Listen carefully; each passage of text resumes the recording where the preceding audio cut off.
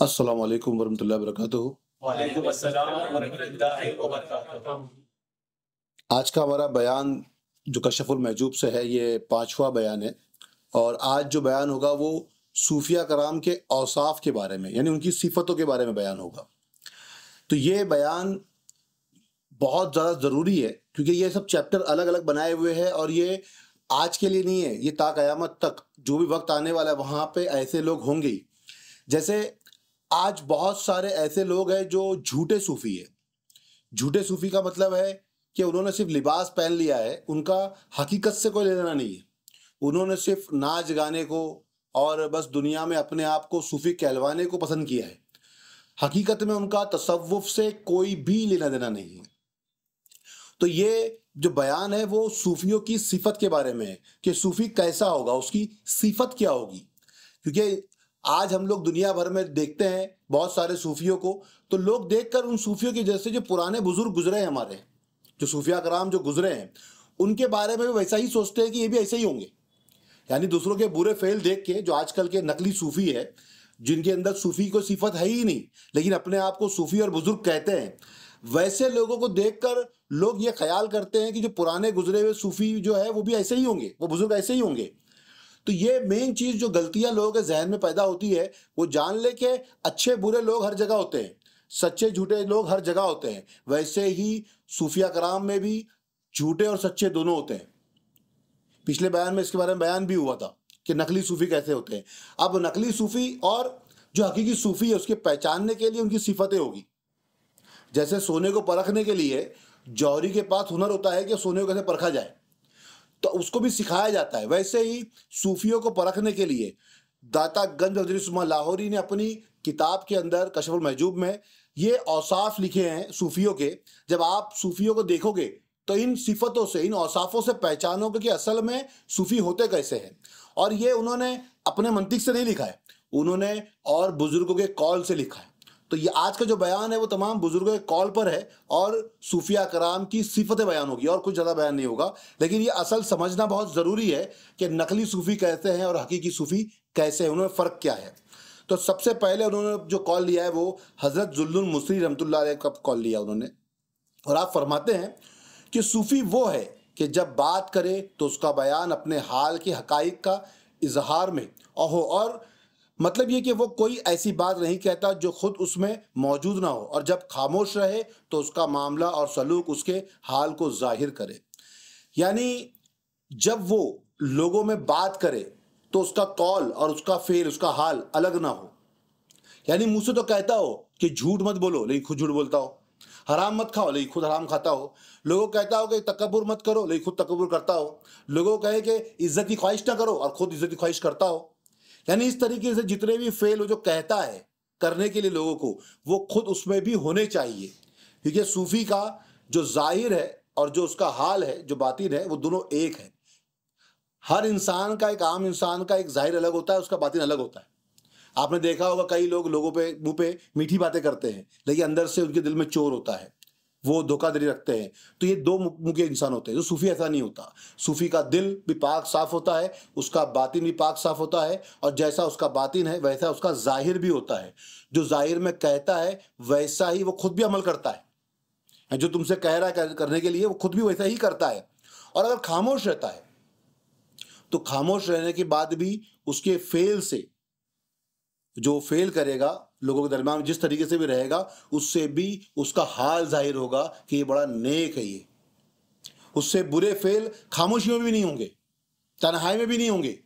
ویسا جو شخص ہوگا کہ لوگوں میں اگر کچھ کہے تو وہ اس کے حال کے موافق کہے، جیسا ہو ویسی بات کرے، اور جب خاموش رہے گا تو اس کے حال سے لوگ پہچان لیں گے کہ یہ سچا اور نیک انسان ہے۔ جیسے لوگ سرکار دو عالم صلی اللہ علیہ وسلم کے حال سے، ان کے ظاہر سے ہی پہچانتے تھے، وہ خاموش تب بھی پہچانتے تھے کہ وہ سچے ہیں۔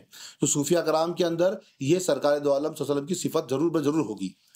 دوسری بات، دوسرا ایک قول انہوں نے لیا حضرت جنید بغدادی رحمۃ اللہ علیہ۔ آپ فرماتے ہیں کہ تصوف ایسی خوبی ہے جس میں بندے کو قائم کیا گیا ہے۔ کسی نے پوچھا یہ حق کی صفت ہے یا بندے کی؟ یعنی تصوف ایک علم ہے۔ دیکھو سب سے پہلے یہ بھی سمجھ لو کہ تصوف ایک نام دیا گیا ہے۔ تصوف ایک نام دیا گیا ہے کسی صفت کو کہ یہ ایسی صفت کے لوگ ہوں گے وہ تصوف کے ماننے والے، تصوف کا علم جاننے والے ہیں، اور ایسے لوگوں کو صوفی کہتے ہیں۔ تو تصوف یا صوفی ایک نام دیا گیا ہے، اس کے نام کے بنا بھی لوگ ہیں، کیونکہ ایسا نہیں ہے کہ سرکار دو عالم صلی اللہ علیہ وسلم کے اصحاب کے اندر اگر کسی کو صوفی نہیں کہا گیا تو وہ تصوف کے عالم نہیں تھے، ایسا نہیں، بس اس کا نام نہیں تھا اس وقت۔ یہ بہت سارے چیزوں کے نام بعد میں پیدا ہوتے ہیں، جیسے کہ سنی ہم لوگ اپنے آپ کو کہتے ہیں۔ سنی کیوں کہتے ہیں؟ تو بھائی سنی ہمارے کو اس لیے کہا گیا کیونکہ ہم سرکار کی سنت پہ چلتے ہیں۔ حنفی کہا گیا کیونکہ ہمارا جو ظاہری عبادت کا طریقہ ہے وہ امام اعظم ابو حنیفہ کے طریقے پہ ہے، اس لیے ہم کو کیا کہتے ہیں؟ حنفی کہتے ہیں۔ تو ویسے ہی پہلے سے چیزیں ہوتی ہیں، علم پہلے سے ہے، جو امام اعظم نے علم بتایا ہے وہ علم نیا نہیں ہے، وہ پہلے سے تھا، صرف اس کو نام دیا گیا امام اعظم کی وجہ سے، ورنہ ایسا نہیں کہ وہ نیا علم لے کے آئے، نیا دین لے کر آئے۔ دین تو سرکار دو عالم صلی اللہ علیہ وسلم کا دین ہی ہے، جو طریقہ اصحاب کا تھا وہی طریقہ ہے۔ ویسے ہی صوفیہ کرام کو بھی جو نام دیا گیا ہے، ان کی صفت و نام دیا گیا ہے، تو وہ تمام چیزیں پہلے سے موجود تھی، سرکار دو عالم صلی اللہ علیہ وسلم کے دور سے موجود تھی، لیکن ان کے فعلوں کو دیکھ کر کہ ان کے دل بہت صاف ہوتے ہیں، لوگوں کے ساتھ اچھے اخلاق سے پیش آتے ہیں، اچھی محبت سے پیش آتے ہیں، تو ایسے لوگوں کو پھر صوفی کہنے لگے لوگ۔ یہ لوگ تو پہلے سے موجود تھے لیکن نام موجود نہیں تھا۔ تو یہاں پر یہ جو صفت ہے بندے کے اندر، ایکچول میں یہ بندے کی صفت نہیں ہے، یہ خدا کی صفت ہے۔ تصوف بندے میں رکھی گئی ہے لیکن یہ ہے اصل میں خدا کی صفت۔ یہ خدا جو ہے بے نیاز ہے ہر چیز سے، اس کو دنیا میں کسی مال کی قدر نہیں ہے، اس کے ذہن میں اس کو عزت کی خواہش نہیں ہے، وہ لوگوں سے کچھ طلب نہیں کرتا ہے، وہ امیدیں رکھتا نہیں ہے۔ تو یہ جو تصوف کا علم ہے نا، یہ ہے بندے کے اندر، لیکن یہ صفت کس کی ہے؟ خدا کی ہے، کہ دنیا سے بے نیاز ہو جانا، بے پرواہ ہو جانا۔ تو یہ والی صفت اللہ کی ہے۔ تصوف کا علم حقیقی طور پہ یہ کس کا ہے؟ یہ اللہ کی صفت ہے، کہ بندے میں اگر یہ آ جاتی ہے تو پھر بندہ صوفی کہلاتا ہے، کہ وہ دنیا سے بے نیاز ہو جائے، کسی کی پرواہ نہ رہے، کسی سے کوئی خواہش نہ رہے، کوئی امید نہ رہے۔ جب بندہ ایسا ہو جاتا ہے تب یہ کہا جائے گا کہ اب یہ صوفی ہو گیا ہے۔ لیکن یہ خصلت تو حقیقی اللہ کی ہے، لیکن یہ بندے میں پائی جاتی ہے، یہ بندے میں دی گئی ہے۔ جب بندہ اس کو اپنا لیتا ہے تب وہ تصوف علم کا عالم یا صوفی کہلاتا ہے۔ اور آگے بڑھتے ہیں تو حضرت ابو الحسن نوری رحمۃ اللہ علیہ فرماتے ہیں کہ تصوف تمام نفسانی لذات و حظوظ سے دستکشی کا نام ہے۔ سب کے اپنے اپنے مطلب صوفی کے لیے ایک صفت بیان کا طریقہ ایسا بزرگوں نے اپنے طور پر بیان کیا ہے۔ تو تصوف تمام نفسانی لذات سے، اب نفسانی لذات سے دور ہونے کا مطلب کیا ہے؟ لذت سے دور ہونے کی خواہش کرنا اور پھر اس سے دور ہو جانا، وہ بھی ایک لذت ہے۔ بات سمجھے؟ یہاں ایسا نہیں ہے کہ تمام نفسانی لذات سے دور ہونا، دستکشی کرنا یعنی اس سے دور ہو جانا۔ اب اس کو یہ نہ سمجھ لے کہ بس ہم نفسانیت سے دور ہو رہے ہیں، اپنے آپ کو بچانے کی کوشش کر رہے ہیں، کیونکہ اس کی دو قسمیں، ایک رسم یعنی مجاز، دوسری حقیقت۔ مجاز جو دنیا میں چلتا ہے نا، جو ظاہر میں نظر آتا ہے، اس کو مجاز کہتے ہیں، اور وہی مجاز جو ہے اسی کو رسم کہتے ہیں۔ رسم جو ہوتی ہے وہ دیکھا دیکھی ہوتی ہے، یعنی آپ نے کرتا پہنا میں نے ہی پہن لیا، آپ نے کوٹ پہ پہنا میں نے ہی پہن لیا۔ آج شادیوں کے اندر جیسے لوگ لباس پہنتے ہیں، شیروانی وغیرہ پہنتے ہیں، تو اس نے کسی کو دیکھا ہے پہنا ہوا، پھر اس نے خود پہن لیا، تو یہ رسم بن جاتی ہے کہ بھائی دلہا جو ہوگا وہ شیروانی ہی پہنے گا یا کوٹ ہی پہنے گا، یا جو بھی ایسے لباس طے کیے گئے ہیں، متعین ہو گئے ہیں ماحول میں۔ کوئی امامت کر رہا ہے تو امامت کا ایک اپنا لباس ہوگا۔ اس طریقے سے تمام چیزیں جو ظاہر میں نظر آتی ہے اسی چیز کو لوگ اپنا لیتے ہیں نا، وہ رسم بن جاتی ہے، لیکن وہ کیا ہوتی ہے؟ وہ ایک دوسرے کو دیکھ کر نقل کی جاتی ہے، وہ اس کا حقیقت سے کوئی لینا نہیں ہے، حقیقت الگ چیز ہے، اور یہ ظاہری رسم ہے، تو اس کو مجاز یا رسم کہتے ہیں۔ تو اب نفسانی لذات سے جو ہے بچنے کی کوشش کرنا دو قسم سے ہوتا ہے، ایک ظاہری طور پہ دکھاوے کے لیے، اور ایک حقیقت کے طور پہ، جیسے اللہ کے ساتھ جو چیز جڑی ہوگی وہ کیا ہوگی؟ وہ حقیقت ہوگی۔ جو کائنات سے جڑی ہوگی، لوگوں سے جڑی ہوئی ہوگی، بندوں سے جڑی ہوگی، وہ کیا ہوگی؟ وہ مجاز ہوگی، وہ رسم ہوگی۔ تو یہ دو ڈفرینٹ شیڈ ہے۔ بندہ جب حقیقی طور پہ اللہ سے جڑتا ہے تو وہ کیسے جڑا ہے؟ وہ نفسانی خواہشات سے بچ رہا ہے، وہ حقیقی طور پہ بچ رہا ہے۔ لیکن اگر دنیا کے لیے بچ رہا ہے، دنیا کی چیزوں سے بچ رہا ہے، تو یہ کیسے ہو رہا ہے دنیا سے بچنا؟ یعنی دنیا میں اس کو کوئی جلیبی کھانے کی خواہش ہے تو یہ مجاز میں آ رہا ہے اس کے بچنا۔ اگر وہ اس کو بچتا ہوا کسی نے دیکھا، جیسے مثال دی جاتی ہے نا کہ ایک بزرگ تھے، وہ جلیبی کھانے کا دل ہوا کہ جلیبی کھا لے، تو وہ ایک مٹھائی کی دکان کے باہر گئے۔ اب انہوں نے دیکھا کہ میرے نفس کو لذت آ رہی ہے مٹھائی کھانے میں، اور وہ خواہش کر رہی ہے کہ میں مٹھائی کھاؤں، میں جلیبی کھاؤں، تو وہ گئے جلیبی کی دکان کے باہر اور وہاں تھالے میں جلیبیاں رکھی ہوئی تھی. انہوں نے اپنی جو چھڑی تھی وہ چھڑی سے وہ جو تھالا تھا جس کے جلیبی رکھی تھی اس کے اوپر دھکا مار دیا, وہ جلیبی ساری گر گئی. وہ ساری جلیبی گری تو جلیبی والے کو غصہ آ گیا, زمین پہ گر گئی ہے. اس نے آ کے 2 لافے مار دیے بزرگ کو. تو بزرگ نے مطلب کہا کہ اور کھا جلیبی, اپنی نفس سے کہ اور کھا جلیبی, کھایا وہ جلیبی کہ بس ہو گیا. یہ ایک طریقہ تھا ان کا ظاہر طور پہ اپنے نفس سے اپنے آپ کو بچانا, لیکن حقیقت میں پھر بھی یہ اللہ کی طرف نہیں ہوئی, یہ دنیا میں ظاہر طور پہ اپنے نفس کو روکنا ہوا. کیونکہ نفس سے بچنے کی لذت بھی ایک لذت ہے, کیونکہ اس سے بچنے کی بھی ایک لذت ہوتی ہے. آپ نے اگر لذت پا لی کہ میں نفس سے بچ گیا ہوں تو آپ کے اندر ایک وہ لذت آ جائے گی, اور وہ بھی ایک نفس ہے. بات سمجھ رہے ہو؟ یعنی یہ بہت دقیق بات ہے, یہ بہت گہری بات ہے, سمجھنے میں بڑی مشکل ہوگی کہ یار آدمی نفس سے بچنا چاہتا ہے, لیکن نفس سے بچنے کی جو لذت ہے بچنے کے بعد کی, وہ لذت بھی تو ایک نفس ہے. کہ آپ کو اس میں مزہ آئے گا, اس میں بھی اگر مزہ آ رہا ہے کیونکہ نفس میں مزہ آیا, اس سے بچنے میں بھی مزہ آیا, تو بھی ایک لذت ہے. اور جب بندہ اس ظاہری سے اس رسم سے ہٹ گیا تو وہ خدا کی طرف ہوگا. خدا کو نفس سے بچنے کی ضرورت نہیں پڑتی, خدا ان سب سے پاک ہے, اس کو نفس کا خطرہ نہیں ہے. تو انسان جب اپنی صفت سے فنا ہو کے اللہ کی ذات میں باقی ہوگا تو ان نفس سے خود بخود بچ جائے گا, کیونکہ اللہ نفس سے پاک ہے, اس میں نفسانیت نہیں ہے, وہ ان سب چیزوں سے بہت دور ہے. وہ نہ نفس سے بچنے کی کوشش کرتا ہے, نہ نفس کو مارنے کی کوشش کرتا ہے, وہ کچھ کوشش نہیں کرتا, کیونکہ وہ ان سب چیزوں سے پاک ہے. بندہ حقیقی طور پہ جب اللہ کی ذات میں چلا مل جائے, بقا ہو جائے اس کی ذات سے, اور بندے کی صفت سے فنا ہو جائے, تو وہ خود بخود ان سب چیز سے دور ہو جائے گا. تو بات سمجھ میں آ گئی ہوگی شاید, اگر نہیں سمجھ میں آئے گی تو بار بار ویڈیو سننا, تب شاید سمجھ میں آئے. آگے بڑھتے ہیں. ایک اور بزرگ حضرت ابو الحسن نوری رحمۃ اللہ علیہ کا قول, صوفیہ کرام کا گروہ وہ ہے جن کی زندگیاں قدرت بشری سے آزاد اور آفات نفسانیہ سے پاک و صاف ہو کر آرزو اور تمنا سے بے نیاز ہو گئی ہے. یعنی یہ بھی قدرت یعنی برائیاں, اور کون سی برائیاں؟ بشری. اب بشری برائیاں کیا ہوتی ہے؟ ہم نے پہلے پیچھے بیان میں سنا کہ بشر کی برائیاں جو ہے وہ اس کے خمیر میں ہے, کیونکہ وہ بنا کس سے ہے؟ وہ مٹی سے بنا ہے, اور ایک یہ مادی صفات ہے اس کی. تو وہ دنیا میں آیا ہے تو اس کے اندر برائیاں رہے گی. ان برائیوں سے پاک ہونے والا جو شخص ہوگا وہی صوفی کہلائے گا, کیونکہ وہ تمام چیزوں سے بے نیاز ہے. اب پھر یہاں پر بات وہی آئے گی کہ جب تک بندہ ظاہری رسم و رواج میں ہے, یعنی بشری صفت میں ہے, تب تک وہ اللہ سے وصل نہیں کر سکتا ہے. جب وہ اللہ سے وصل کرتا ہے, مادی صفات کو چھوڑ دیتا ہے, اس کے بعد تمام برائیاں اس سے خود بخود ختم ہو جاتی ہے. تو اس کو ختم کرنے کے لیے کیا کرنا پڑے گا؟ اس کو اپنے آپ کو اللہ کی ذات میں فنا کرنا پڑے گا. جب تک وہ فنا نہیں ہوتا تب تک اس میں بشری صفت رہے گی. اب بشری صفت ہے تو اس میں برائیاں رہے گی, اور برائیاں کیا ہے؟ وہ جلن ہوگی, حسد ہوگی, بغض ہوگا, ایسی تمام چیزیں. یہ تمام چیزوں کے ساتھ کوئی اگر شخص ہے تو صوفی نہیں ہو سکتا. صوفی ہونے کے لیے تو بشری صفت کو اس کو فنا کرنا پڑے گا, اور جب تک وہ فنا نہیں ہوئی تب تک ہم کیا کہیں گے؟ اس کو بشری صفت ہے اس کے اندر, اور وہ مزاجی طور پر ظاہری طور پر صوفی کہلا رہا ہے, لیکن حقیقی طور پر وہ صوفی نہیں ہے.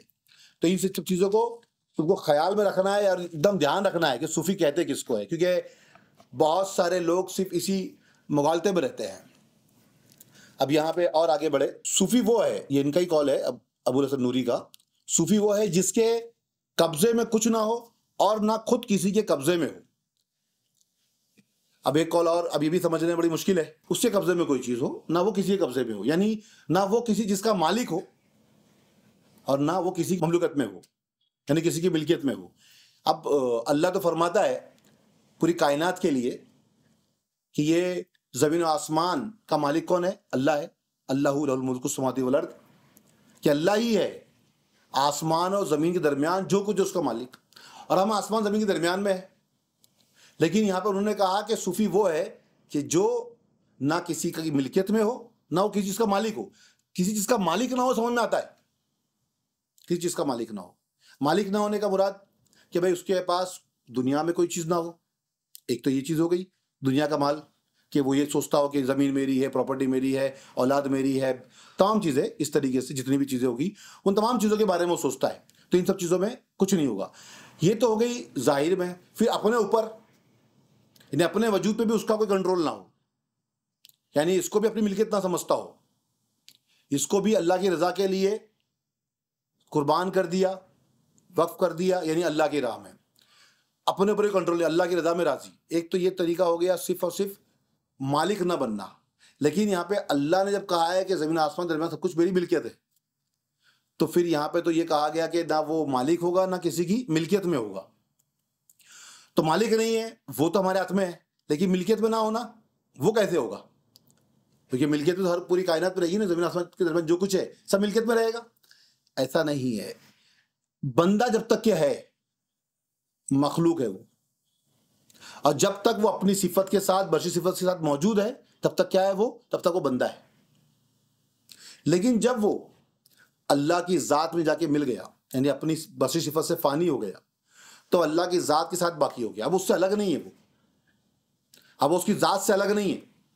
جب اس کی ذات سے وہ الگ ہے ہی نہیں تو نہ پھر وہ مالک رہا نہ مملکت رہا، نہ کسی کی ملکیت میں ہے نہ وہ مالک میں، کیونکہ وہ اللہ کی ذات میں فنا ہو چکا ہے، اپنی صفت سے فانی ہو کر جب وہ بقا ہو گیا تو اب وہ نہ مالک ہے، کیونکہ وہ تو خدا ہے ہی نہیں، تو مالک ہو تو خدا میں فنا ہو گیا ہے، مل گیا اس سے، تو وہ مالک نہیں ہے، اور اب وہ ملکیت بھی نہیں ہے کیونکہ وہ تو مالک میں فنا ہو چکا ہے، تو بچا ہی نہیں ہے مخلوق میں۔ جب مخلوق کی صفت اس میں ہے ہی نہیں تب پھر وہ ملکیت میں نہیں آتا، پھر وہ مالک کی صفت میں چلا جاتا ہے۔ اس لیے اس میں کہا گیا کہ نہ وہ مالک رہے نہ وہ پھر مملوکت رہے، دونوں چیز نہ بچے۔ اور آگے بڑھتے ہیں۔ اب یہ صفت تو کیا کہتے ہیں بھی سمجھ لیں، کیونکہ یہ جو صفت کہتے ہیں فنائے کل کہتے ہیں شارٹ ورڈ میں۔ جب ایسی صفت آتی ہے کہ نہ وہ مالک بچے نہ وہ کسی کی ملکیت میں ہو، جب اس کنڈیشن میں آ جائے تو اس کو کیا کہتے ہیں؟ فنائے کل۔ مطلب اس مقام کا نام ہے فنائے کل، اور یہ فنائے کل کے مقام پہ پہنچتا ہے انسان تب وہ ایسی کنڈیشن میں ہوتا ہے کہ وہ کسی کے کنٹرول میں نہیں، نہ خود کے نہ کسی اور کے، نہ کسی کی ملکیت میں آ رہا ہے نہ خود کو کچھ سمجھتا ہے، وہ پوری طریقے سے فنا ہو چکا ہے، خود کو فنا کر چکا ہے، اور تمام چیزوں کو، کل جمع کو کہتے ہیں، ہر چیز آگے اس کے اندر، وہ ہر چیز کو فنا کر دیتا ہے، تب یہ صفت اس میں ظاہر ہوتی ہے کہ نہ وہ کسی چیز کا مالک ہے نہ وہ کسی کی ملکیت میں ہے۔ یہ اس صفت کا نام کیا ہوتا ہے؟ اس کو کہتے ہیں فنائے کل۔ دھیان رکھنا، نہ یاد ہو ریپیٹ سننا تاکہ سمجھ میں آئے کہ فنائے کل کہتے کس کو ہے۔ ابھی ایک اور بزرگ کا کال انہوں نے لیا، حضرت ابو عمر دمشقی رحمۃ اللہ علیہ۔ آپ فرماتے ہیں کہ جہان کو نقص و عیب کی آنکھ سے دیکھنے کا نہیں بلکہ دنیا سے منہ پھیر لینے کا نام تصوف ہے۔ یعنی اب لوگ ہوتے ہیں کہ نقص سے برائیوں سے دیکھتے ہیں جہان کو اور بچنے کی کوشش کرتے ہیں کہ یار دنیا بہت بری ہے، دنیا بہت بری ہے، تو انہوں نے لکھا ہے کہ اس سے منہ پھیر لینے کا نام تصوف ہے، تب اس کو اس چشمے سے دیکھنا کہ دنیا بری ہے۔ اب یہ سب کا اپنا اپنا مطلب دیکھنے کا ذریعہ ہے، انہوں نے صرف بزرگ کال لکھے ہیں، اس میں سے کیا ہم کو لینا چاہیے وہ ہم کو سمجھنا ہے کہ انہوں نے کیا کہا ہے کہ دنیا کو بری نگاہوں سے دیکھنا، یعنی ایپ سے بھری ہوئی ہے وہ، جسے کہا جاتا ہے نا کہ دنیا ایک سجی سجائی دلہن کی طرح ہے، تو یہ وہ بوڑھی ہے وہ، اور اس کی صحبت میں رہنا ایسا ہے کہ ایک بوڑھی عورت سے زنا کرنا، بزرگوں کے کال ہوتے ہیں ایسے۔ لیکن وہ صحبت کرنے کا مطلب یہ نہیں ہے کہ آپ دنیا داری چھوڑ دیں، دنیا کو ایپ کی نگاہ سے دیکھنے کا مطلب کیا ہے کہ تم موجود ہو وہاں پہ۔ پرابلم کیا ہے کہ تم موجود ہو، تم جب موجود رہو گے نا تو تمہاری نگاہ کس پہ ہے؟ تمہارے پہ رہے گی، دنیا میں تم بھی ہے نا تو تم پہ رہے گی، تو تم اس ایپ سے، اس برائی سے خالی نہیں ہو، تم کبھی خالی ہو ہی نہیں سکتے اس برائی سے۔ یہ تم کو کیا نظر آئے گا؟ ہمیشہ ہمیشہ تم کو برائی نظر آئے گی۔ اب اس برائی سے خود کو بچا لینا وہ کیا ہے؟ وہ ہو اسی سکتا ہے کہ جب بندہ اخلاق الہی کو اپنا لے، جب اس کو اپنا لیتا ہے تو بندہ پھر اس دنیا کے اندر جو بھی نقوص ہے اس سے پاک ہوتا ہے۔ دنیا میں برائی دیکھنے کا مطلب یہ نہیں کہ تم نے یہ باہر دیکھا ہے، تم کو سب سے پہلے برائی خود بھی دکھے گی، تم اپنے آپ کو خود، دوسرا کیا کہتا ہے اس سے لینا نہیں ہے۔ اگر دنیا نے آپ میں کسی نے آپ کو برا کہا ہے، برا لگے گا، لیکن آپ خود جانتے ہیں آپ میں کیا غلطیاں ہیں۔ ہاں آپ اپنے اوپر پردہ ڈال دو ایک الگ چیز ہے، لیکن آپ خود جانتے ہیں کہ آپ کے اندر کیا برائیاں ہیں۔ یہ خدا اور بندے کے درمیان اگر کوئی حجاب ہے، کوئی پردہ ہے تو وہ تم خود ہو، کوئی اور نہیں ہے۔ تم جب تک موجود ہو تو یہ ایک پردہ ہے کہ جس کی وجہ سے تم خدا کو نہیں دیکھ سکتے، یہ تم خود برائی سے بھرے ہوئے ہو نا۔ اور تم کبھی بھی جب تک کہ اپنے آپ کو اس بصری صفت سے فنا نہیں کر دیتے ہو تم ذات کو دیکھ ہی نہیں سکتے۔ تو اس ذات کے اور تمہارے درمیان اگر کوئی پردہ ہے تو وہ تم خود ہو، کیونکہ عیب سے بھرے ہوئے، برائیوں سے بھرے ہوئے اگر کوئی شخص کوئی چیز ہے دنیا میں، تم خود ہو۔ جب تم خود ہی ویسے ہو تو پھر کیا کرو گے؟ تم کو کیا دقت نظر آئے گا؟ وہ نہیں۔ یہی تو اس آئینے پہ غبار ہے، دھول لگی ہوئی ہے، کہ جس آئینے کے اندر وہ رب نظر آئے، لیکن تم خود اس عیبوں سے بھرے ہوئے، اس غبار سے بھرے ہوئے، اس برائیوں سے بھرے ہوئے ہو، تو پھر کیسے نظر آئے گا؟ اس غبار کو صاف کرو، آئینے میں وہ یار کی شکل نظر آئے گی؟ کیسے نہیں آئے گی؟ لیکن ہم خود بھی درمیان میں بیٹھے ہوئے ہیں پردہ بن کے، اسی لیے ہم کو نظر نہیں آتا ہے۔ اور ایک کال، حضرت ابوبکر شبلی علیہ رحمہ فرماتے ہیں کہ تصوف میں شرک ہے اس کے لیے کہ دل کو غیر کی رویت سے بچانا، حالانکہ غیر کا وجود ہی نہیں ہے۔ مطلب یہ کہ اثبات توحید میں غیر کی رویت شرک ہے۔ جب دل میں غیر کی کوئی قدر و قیمت نہیں ہے تو دل کو غیر کے ذکر سے بچانا محال ہے۔ اب یہ حضرت ابوبکر شبلی رحمۃ اللہ علیہ، یہ حضرت جنید بغدادی رحمۃ اللہ علیہ کے مرید، آپ کا قول کہ تصوف میں شرک ہے اس کے لیے کہ دل کو غیر کی رویت سے بچانا، حالانکہ غیر کا وجود ہی نہیں ہے۔ تصوف میں کیا ہے؟ تصوف میں کائنات کے اندر ذات کا کسی کو غیر دیکھنا، اللہ کی ذات سے دنیا کو الگ دیکھنا، یہ کیا ہے؟ یہ شرک ہے۔ کشف المحجوب میں کون لکھ رہا ہے؟ داتا کا تجویری۔ اور کس کا قول لکھ رہے ہیں؟ وہ حضرت جنید بغدادی رحمۃ اللہ علیہ کے مرید خلیفہ قادری گھرانے کے اندر۔ جب سلسلہ پڑھو گے تو یہ نام آئے گا ہی آئے گا۔ تو ان کا حضرت ابوبکر شبلی رحمۃ اللہ علیہ کا قول لکھا ہوا ہے کہ تصوف میں شرک ہے اس لیے کہ دل کو غیر کی رویت سے بچانا، حالانکہ غیر کا وجود ہی نہیں ہے۔ کائنات میں غیر کوئی ہے ہی نہیں۔ ربنا ما خلقت ھذا باطلا، کائنات میں اللہ نے باطل کو پیدا ہی نہیں کیا ہے۔ جب باطل ہے ہی نہیں کائنات کے اندر تو پھر اس کو مٹانا کیسا؟ اس کو مٹانے کی کوشش کرنا بھی شرک ہے، کیونکہ اس کا گمان ہی شرک ہے نا۔ آپ نے غیر کا گمان کیا ہے کہ کائنات میں اس کی غیر ہے اس کا، تو یہ کیا کر رہے ہو تم؟ یہ شرک ہے۔ مطلب یہ کہ اثبات توحید میں، یعنی توحید اگر قائم کرنی ہو تو غیر کی رویت شرک ہے، یعنی غیر کا خیال کرنا کیا ہے؟ شرک ہے وہ۔ جب تم توحید کو کہ واحد اللہ موجود ہے، توحید ہے کیا؟ ایک کے سوا نہیں، تو کل کائنات میں ایک کے سوا نہیں ہے موجود کوئی، اس کو قائم کرنا چاہتے ہو، اس توحید کو قائم کرنا چاہتے ہو، تو پھر تو غیر کا خیال کر ہی نہیں سکتے ہو۔ جب دل میں غیر کی کوئی قدر و قیمت نہیں ہے تو دل کو غیر کے ذکر سے بچانا محال ہے، محال ناممکن ہے۔ جب اس کی قدر و قیمت ہی نہیں ہے تو بچانے کی کوشش کیوں کر رہے ہو؟ اگر تم نے اس کو رکھا ہوا ہے تو پھر کیسے اس سے بچاؤ گے؟ تو کائنات میں اللہ کا غیر موجود نہیں، پہلے تو یہ یقین کرو۔ جب یہ یقین کر لیا تو پھر توحید قائم ہو گئی۔ جب تک کہ تم دل کو اللہ کے غیر سے پاک نہیں کرتے ہو تو تمہارا تصوف کے اندر پہلا قدم بھی نہیں رکھا ایسا ہے۔ تصوف کی پہلی بنیاد، کیونکہ صوفیوں کی صفت میں یہ ہے کہ ان کا یقین، ان کا ایمان یہ ہے کہ کائنات کی پوری موجودات میں اللہ کا کوئی غیر موجود نہیں ہے۔ وہ حدیث سے بھی ہے، انا من نور اللہ وکل خلائق من نوری، میں اللہ کے نور سے ہوں، تمام خلائق میرے نور سے ہے۔ تو اللہ کا نور کائنات میں موجود ہے۔ یہ پورا موجود کا جو طریقہ ہے وہ سمجھنے کے لیے حدیث کافی ہے، اور مشہور معروف حدیث ہے یہ۔ آگے اور بڑھتے ہیں، اب بات آئے گی پھر اخلاق کی ہی۔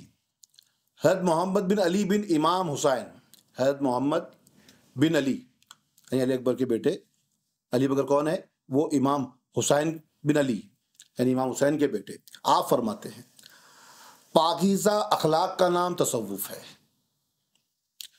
ہمیشہ ہر جگہ بات کیا آئے گی؟ جہاں پہ پاکیزہ اخلاق آ گئے وہاں پہ کیا آ گیا؟ بولے تصوف ہے۔ جس کے جتنے پاکیزہ اخلاق ہوں گے اتنا ہی زیادہ وہ صوفی ہوگا۔ بات آئے گی پھر اخلاق کی، کیونکہ تصوف کی بنیاد اخلاق سے ہی شروع ہوتی ہے۔ اب وہ بھی اخلاق کون سے؟ اخلاق الہی، بے نیاز ہونا، بے پرواہ ہونا، اور وہ اخلاق کے الہی جو ہمارے پیارے آقا محمد صلی اللہ علیہ وسلم میں ہے۔ محمد صلی اللہ علیہ وسلم وہ ویسی شخصیت ہے کہ جن کے لیے قرآن شریف کے اندر سورہ قلم میں اللہ نے قسم کھا کے کہہ دیا، انک لعلی خلق عظیم، کہ میرے محبوب آپ کے اخلاق سب سے عظیم ہیں، ان سے بڑے اخلاق کسی کے ہو نہیں سکتے۔ تو اخلاق کیا چیز ہے؟ یہی اخلاق جس کی قسم کھائی ہے اللہ نے، وہی اخلاق کو صوفیہ کرام نے اپنایا ہے۔ وہ جو اخلاق الہی ہے وہ محمد صلی اللہ علیہ وسلم کے اخلاق ہے، کہ اللہ کے اخلاق کو محمد صلی اللہ علیہ وسلم نے اپنایا ہے، اسی لیے اس اخلاق کی قسم کھائی اللہ نے۔ اور اللہ جن کے اخلاق کی قسم کھاتا ہے تو وہ اخلاق کتنے پاکیزہ ہوں گے۔ اور ویسے پاکیزہ اخلاق جب ہمارے ہو جائیں گے تبھی ہم صوفی کہلائیں گے۔ کسی سے کوئی غرض نہیں، کسی سے کوئی چاہت نہیں، یعنی کوئی چیز نہ ہو، کوئی چیز کی غرض نہ ہو، کوئی چیز ضرورت نہ ہو، تب کیا ہوتا ہے؟ اسی کو پھر تصوف کہتے ہیں، اسی کو صوفی کہتے ہیں۔ ایک اور بیان حضرت شبلی علیہ رحمہ کا، آپ فرماتے ہیں کہ صوفی وہ ہے جو دونوں جہاں میں بجز ذات الہی کچھ نہ دیکھے۔ کون کہہ رہا ہے؟ پھر حضرت شبلی علیہ رحمہ، آپ کا قول۔ صوفی وہ ہے جو دونوں جہان میں، دونوں جہان یعنی ہم چاہے دنیا سمجھ لے، آسمان سمجھ لے، یا ظاہر سمجھ لے، باطن سمجھ لے، جس طریقے سے دیکھ لے، تو دونوں جہان میں وہ ذات کے علاوہ، ذات الہی کے علاوہ کچھ نہ دیکھے۔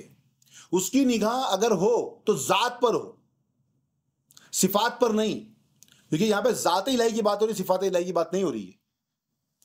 صفات الہی میں اللہ تعالیٰ یکتا ہے، اس کا کوئی ہمسر کچھ نہیں ہے۔ ذات الہی میں تو اللہ نے بندوں کو اپنے سے ملایا ہے، کیوں نام نوری کل خلق نوری، کیونکہ تمام پوری کائنات میں اللہ کا نور ہے۔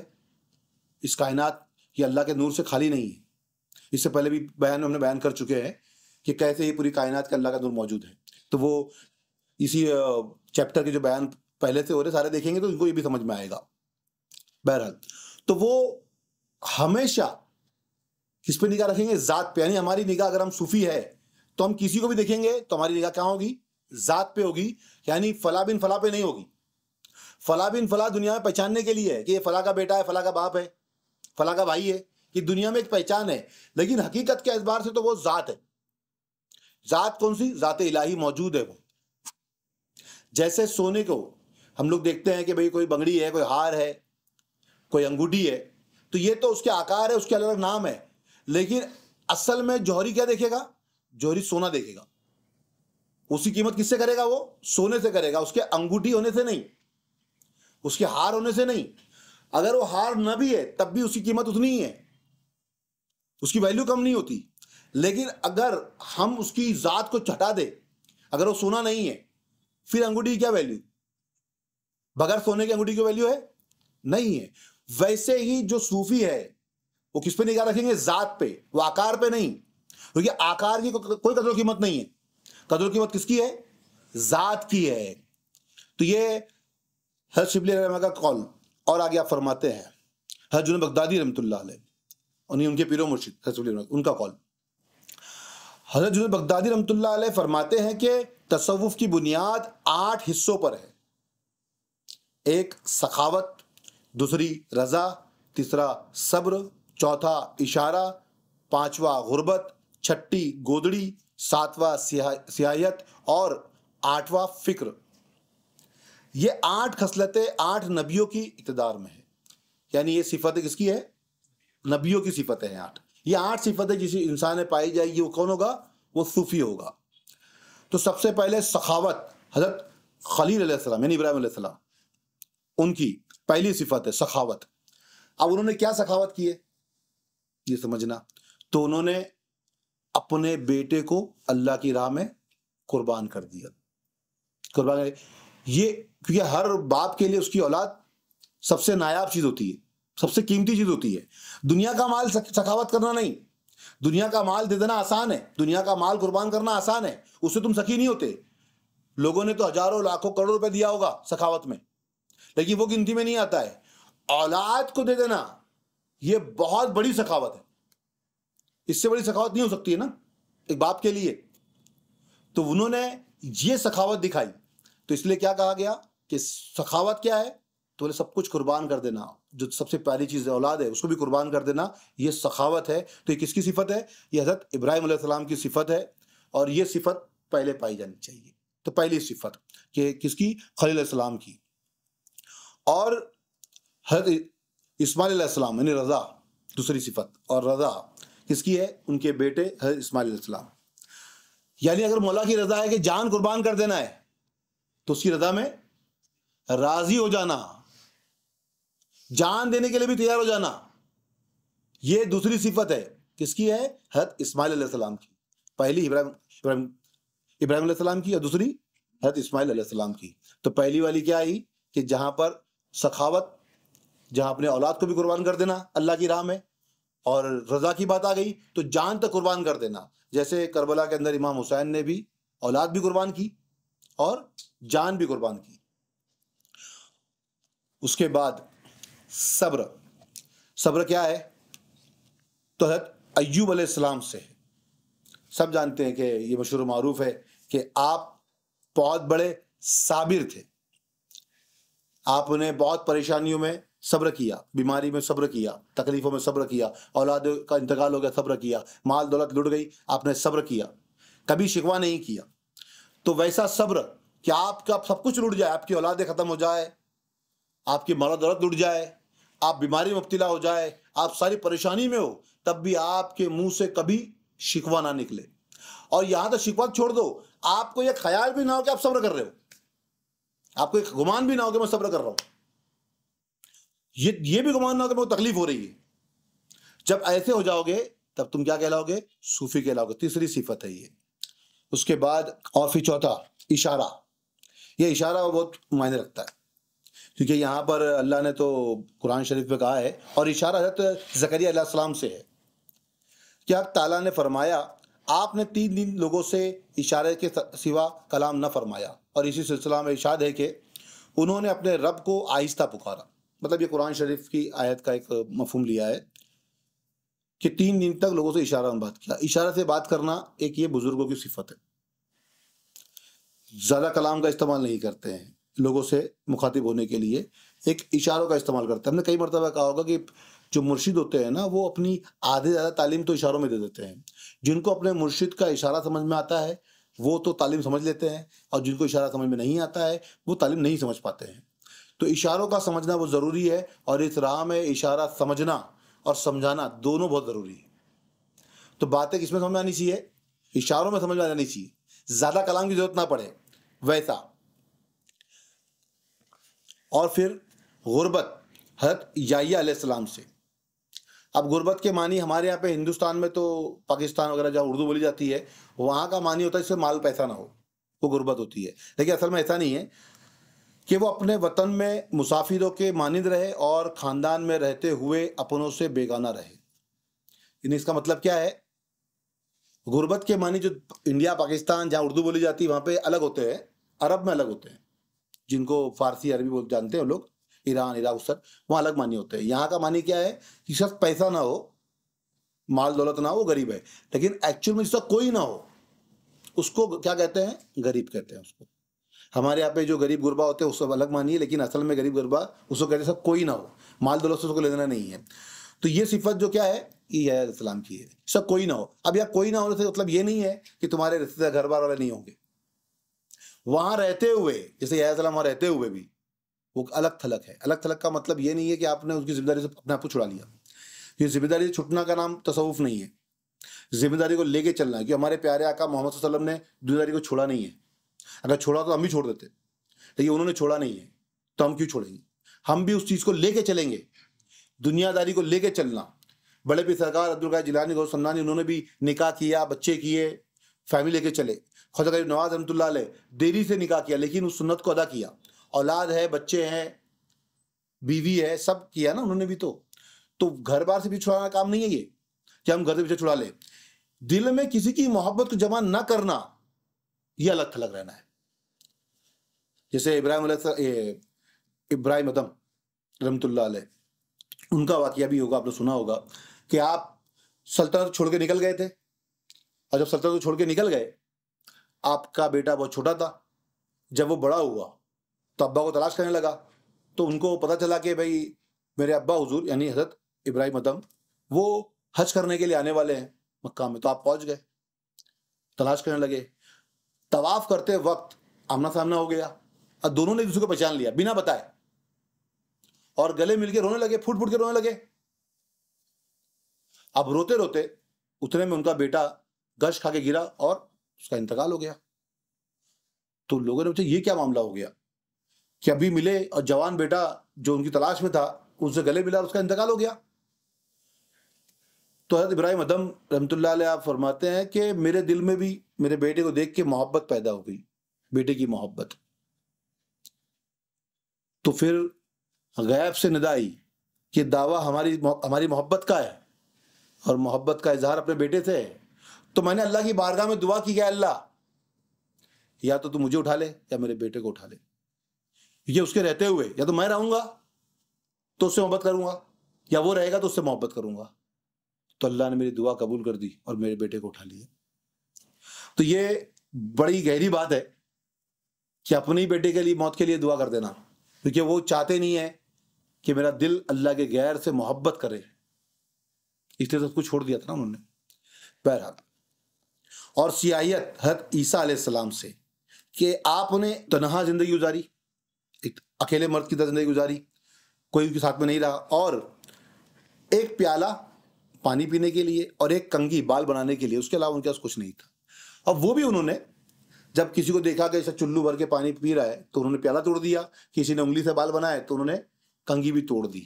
یعنی ایسا کہ انہوں نے اپنے پاس کچھ نہیں رکھا، کیونکہ یہ جو پیالہ توڑنا یا پھر کنگھے توڑنے کا مقصد یہ ہے کہ میں نے کسی اور چیز پہ بھروسہ کیا ہے، پانی پینے کے لیے مجھے اس کی ضرورت ہے، یعنی اس کو سبب بنا لیا، میں نے ذریعہ بنایا کہ اس سے میں پانی پی سکتا ہوں، اس کے بنا نہیں پی سکتا ہوں. تو میں نے اپنی سہولت کوئی چیز رکھی ہے، جبکہ ہر چیز کے لیے اللہ قادر ہے. تو اپنے آپ کو اللہ کے بھروسے چھوڑ دینا، یعنی کوئی چیز کی بھی پرواہ نہ کرنا، یہ اصل ہے. اسی لیے انہوں نے وہ پیالہ بھی توڑ دیا اور وہ کنگھی کی ضرورت بھی نہیں ہے مجھے، یعنی کسی چیز کی دنیا میں ضرورت نہیں ہے مجھے، جبکہ انہوں نے 2 چیزیں رکھی تھی اپنے پاس، اس کی بھی ضرورت نہیں ہے. اور آگے پڑھتے ہیں. گودڑی یعنی صوف کی بنی ہوئی، یہ موسیٰ علیہ السلام کی صفت ہے، کیونکہ آپ نے سنا ہوگا موسیٰ علیہ السلام ہمیشہ گودی لپٹے رہتے تھے اور بڑے خوبصورت تھے وہ، لیکن اپنے آپ کو انہوں نے ہمیشہ گودی میں لپٹ کے رکھا. لوگ ان کو کوڑی بھی سمجھتے تھے، کئی لوگ کہ وہ کوڑی ہے. تو ایک مرتبہ آپ نہانے کے لیے گئے اور آپ نے اپنی گودی اتاری تو ایک بندر آپ کی گودی لے کے بھاگ گیا، اور یہ اللہ نے ہی کیا تھا تاکہ لوگ انہوں کوڑی نہ کہے. اور پھر آپ کے پاس کپڑا نہیں تھا، کپڑا لینے کے دوڑے تو لوگوں نے دیکھا آپ کو کیا بہت خوبصورت ہے، آپ کوئی کوڑی نہیں ہے، وہ دکھانے کے لیے اللہ نے ایسا کیا. تو یہ گودڑی اوڑھنا کس کی صفت ہے؟ وہ موسیٰ علیہ السلام کی صفت ہے کہ انہوں نے ویسے گودڑی، کیونکہ گودڑی اوڑھ کے رہنا کیا ہے، وہ گودڑی بولنے میں بڑا آسان لگتا ہے، لیکن میں سمجھاتا ہوں گودڑی کا کیوں الفاظ کہا جاتا ہے. آپ گودڑی یہاں اوڑھو ٹھنڈے موسم میں، اب وہ تکلیف ہوگی کیا؟ لیکن وہ گودڑی ہمیشہ اوڑھے رہنا، وہ بھی کون سے 50 ڈگری میں گرم دیشوں میں اوڑھے رہنا، کھانے کا کام ہے کیا، ہے نا؟ تو گودڑی اتنی آسان نہیں اوڑھنا. یہاں آپ کی گرمی کم ہے، اس لیے آپ کو کیا لگتا ہے کہ گودڑی اوڑھ لینا، یعنی جس نے اوڑھ لیا. اون کی گودڑی ہمیشہ اوڑھ کے رکھنا، وہ بھی عرب جیسی کنٹری کے اندر. کیا کھانے کا کام ہے وہ کہ اوڑھے رہنا؟ کتنا پسینہ نکلے گا، کتنی تکلیف ہوگی. تم یہاں نہیں اوڑھ سکتے ہو، ابھی گرمی کے موسم چل رہے ہیں، تو کیا آپ اوڑھ سکو گے یہاں پہ؟ کیا رہ پاؤ گے؟ وہ اس وقت میں جہاں پہ بھاپ مارتے، آج بھی آپ اگر سعودی وغیرہ چلے جاؤ تو آپ نہیں رہ سکتے ہو، اتنی گرمی ہوتی ہے وہاں پہ. وہاں پر یہ گودڑی اوڑھ کے رہنا کھانے کا کام ہے کیا؟ تو تکلیف اپنے اندر محسوس نہ کرنا. گودڑی اوڑھنے کا مطلب کیا ہے کہ تم کو اس کی تکلیف کا احساس نہ ہو، وہ احساس تو تم سے مٹ جائے. جب ایسے ہو جاؤ گے تب کیا ہوگا؟ تب تم صوفی کہلاؤ گے. اور فکر کس کی ہے؟ سید عالم صلی اللہ تعالی وسلم. ہم سب کیا کہوں، کیونکہ مجھ کو میری فکر پہ فخر ہے، الفقرہ فقری، مجھ کو اپنے فکر پہ فخر ہے. اور یہ صفت کس کی ہے؟ یہ ہمارے پیارے آقا کی ہے. یہ بہت بڑی صفت ہے. جس کی فکر میں کائنات ہے، دنیا ہے، تو اس کی فکر جو ہے وہ فخر کرنے لائق کی نہیں ہے. لیکن جس کی فکر میں یار ہے ہمیشہ، تو یہ اس کے ذکر میں، اس کے فکر میں کون ہونا چاہیے؟ یار ہونا چاہیے، اس کی ذات الہی ہونی چاہیے. جب ویسا ہے تو پھر اس کی فکر محمد صلی اللہ علیہ وسلم کی فکر ہے. اور ویسی فکر اگر تمہاری ہے تو تم صوفی ہو، اور تم کو اپنی فکر پہ فخر کرنا چاہیے کہ تمہاری فکر میں وہ یار بسا ہوا ہے، کوئی اور نہیں ہے. تو یہ بات سمجھ میں آ گئی ہوگی کہ یہ صفتیں کس کی ہے. تو یہ اصل صفتیں نبیوں کی صفتیں ہیں. اور سب سے بڑی صفت کون سی تھی؟ فکر. اپنی فکر میں اپنے یار کو بسا لو، اپنے مولا کو بسا لو. جب تم نے اس کو بسا لیا ہے، تمہاری فکر میں دنیا نہیں ہے، دنیا کا مال نہیں ہے، عیش و آرام نہیں ہے، عزت و خواہش نہیں ہے، تو ویسی فکر جب ہوگی تب ویسی فکر پہ تم کو بھی فخر ہوگا، اور تم پھر سرکار دو عالم صلی اللہ علیہ وسلم کے امتی کہلاؤ گے، اور تمہارا جو کردار ہوگا وہ محمد صلی اللہ علیہ وسلم کے جیسا ہوگا، ہمارے پیارے آقا کے جیسا ہوگا کردار. تمہارا عام کردار نہیں ہوگا، اور ویسے کردار پہ ہر کسی کو فخر ہوگا. اور یہی کردار اللہ کو بھی پسند ہے، یہی کردار، یہی اخلاق اللہ کے نزدیک محمود ہے. آگے ایک اور حضرت حسنی رحمۃ اللہ علیہ، آپ فرماتے صوفی معدوم ہونے کے بعد ہستی کی تمنا نہیں کرتا، اور موجود ہونے کے بعد معدوم ہونے کی خواہش نہیں کرتا. معدوم یعنی کچھ نہ ہونا، کچھ نہ ہونا، اس میں وہ یہ خواہش نہیں کرتا کچھ ہونے کی، اور کچھ ہو جائے تو، نیست ہو جائے تو، فنش ہو جائے تو پھر واپس آنے کی کوشش نہیں کرتا.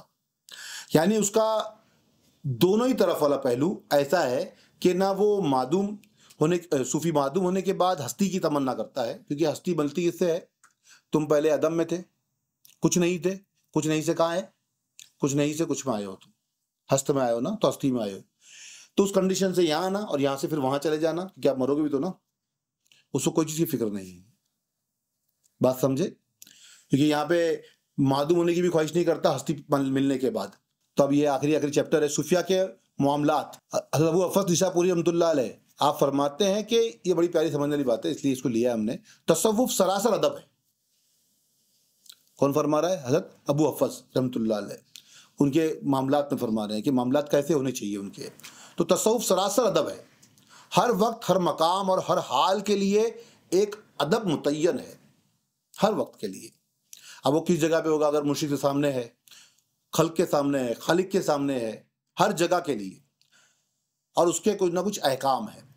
جس نے ان آداب کی پابندی کو ان کے اوقات میں لازم رکھا وہ مردان خدا کے درجہ پر فائز ہو گئے، اور جس نے ان آداب کی پابندی کو ملحوظ خاطر نہ رکھا اور اسے رائگاں کر دیا وہ قرب حق کے خیال اور قبول حق کے گمان سے محروم رہ گیا اور مردود بن گیا.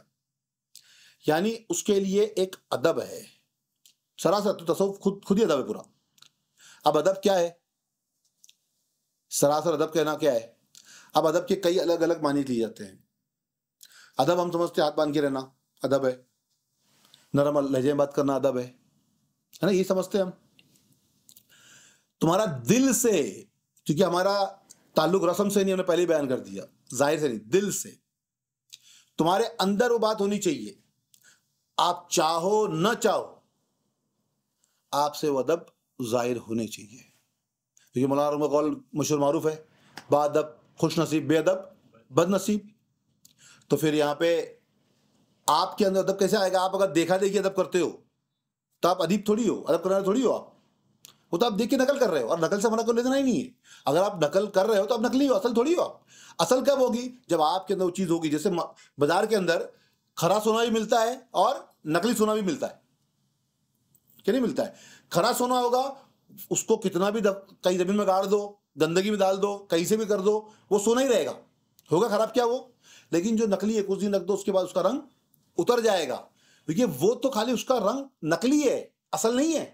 اگر پورا اصل ہوتا تو کوئی بدلے گا ہی نہیں. وہ تو تم کھرے سونے بنو، نقلی سونا، دکھاوے والا سونا مت بنو کہ بس دکھاوے کے لیے آپ نے کر لیا ہے. تو ادب تمہارے اندر ہونا چاہیے. وہ کیسے؟ سونے کی طرح، کہ جو بس دیکھ کر جاتا ہو. یہاں سامنے مرشد کے سامنے بیٹھے ہو، بڑوں کے سامنے بیٹھے ہو، ظاہر دنیا میں بیٹھے ہو، تو کیا کرتے ہو؟ ادب سے رہتے ہو. اور اکیلے بھی تنہائی میں دوستوں میں رہتے ہو، کیا کرتے ہو؟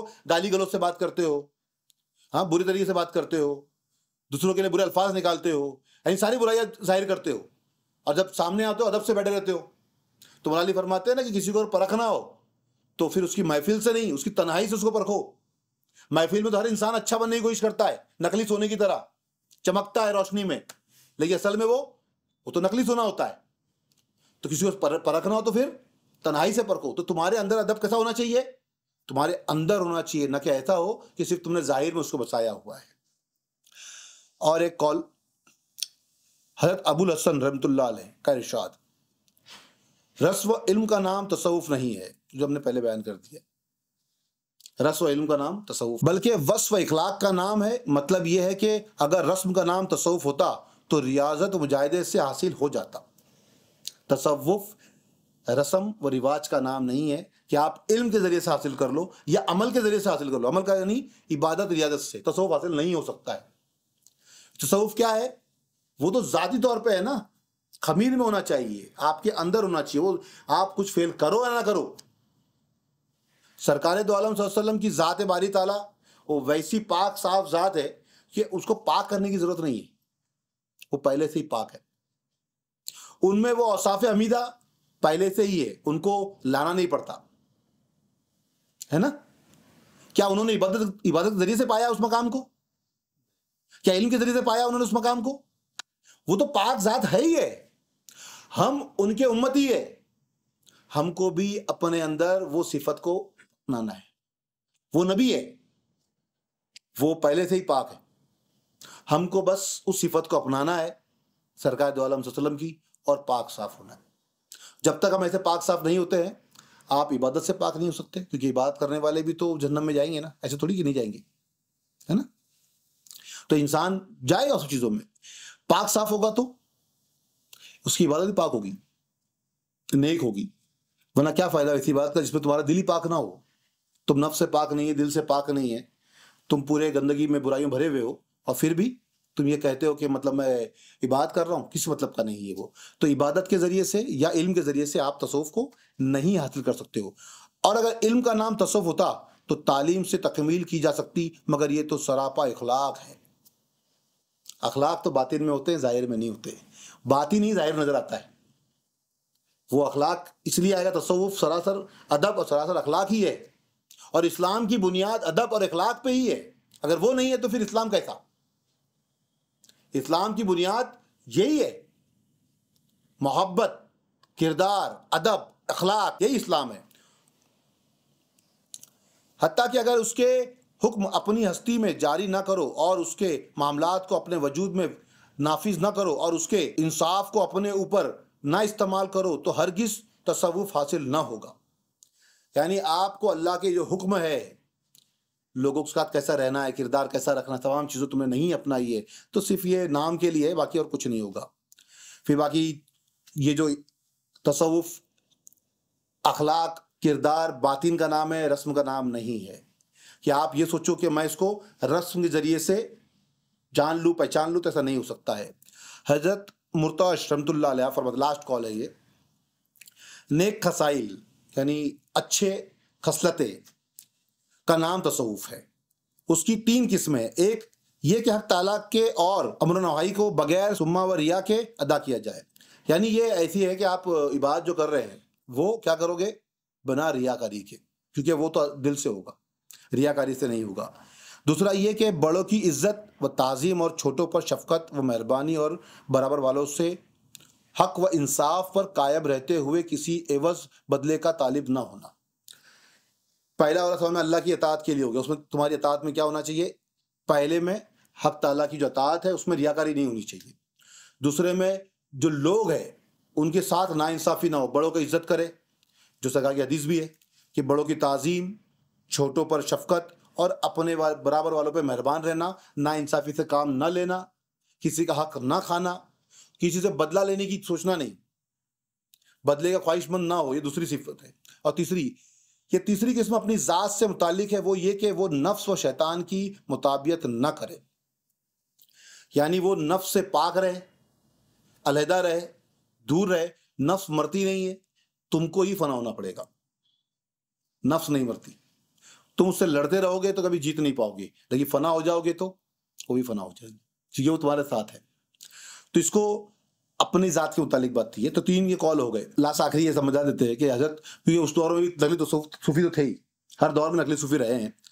یہ نکھری ہوئی پیاری راہ ہے. یہ تصوف کی راہ کیسی ہے؟ نکھری ہوئی ایک دم خوبصورت راہ ہے.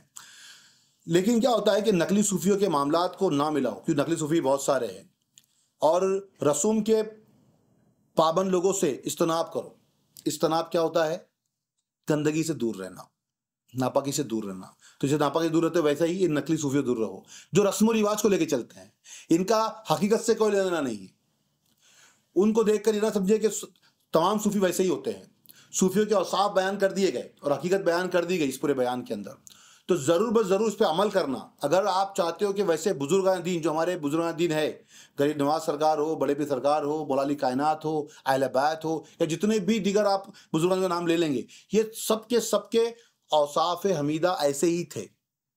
اور جن کے ایسے نہیں ہیں ان کو آپ بزرگ مت مانو، کیونکہ وہ تو نقلی ہے، خالی رسم و رواج کو لے کے چلنے والے ہیں. تو ایسے لوگوں کے چکر میں کبھی نہ پڑے، ان سب سے دور رہے، تاکہ آپ کے بھی خیالات، آپ کا دل ان بزرگوں سے برا نہ ہو جائے، جیسے کئی لوگوں کا ہو جاتا ہے آج کل کے صوفیوں کی وجہ سے.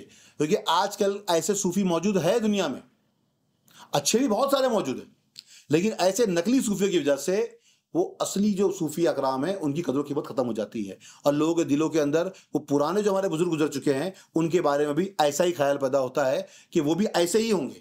تو بچے ایسے لوگوں سے، اجتناب کرے، وہ جیسے ناپاکی سے کرتے ہیں، دوری کرتے ہیں، ویسے ہی کرے تاکہ ہمارا دل پاک صاف رہے. تو آج کا بیان یہیں پہ ختم کرتے ہیں. واخر دعوانا الحمدللہ رب العالمین.